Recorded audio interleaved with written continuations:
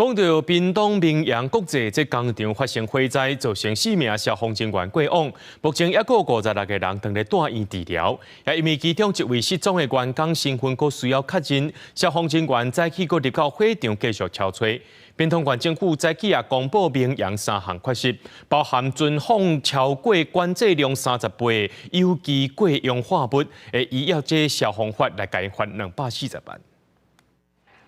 怪手无用清现场，屏东明阳国际22个工厂大火，造成110个人受伤，包括消防4人，总共9人罹难。因为目前阁有一个员工失联，2、5透早消防出动有热线向伊的空拍机继续搜救。来到明阳的门口，因为前2天内找到的罹难者部分碳化严重，遗体无完整，都要等待 DNA 鉴定。所以今日伊透早呢，消防人员伊嘛到现场来，继续入去工厂内去找原本因为温度伤悬无法度找的所在。10几个盐保义消透早大包小包来到现场搜救第4天，义消主动摕相关设备来协助。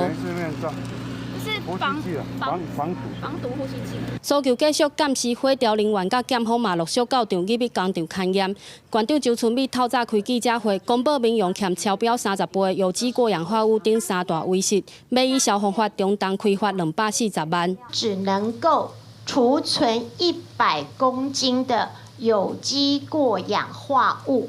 但是目前依据相关的谈话记录、相关的事证，我们判定它储存了3000公斤的管制，超过了这样的管制数量。因为民用向经济部登记的是一般的工厂，管府进前唔知伊内部有藏3种，而且总量超标的有机过氧化物。周春美嘛呼吁经济部赶紧厘清民用的工厂用度甲登记敢有符合。记者陈焕武、柯正俊屏东报道。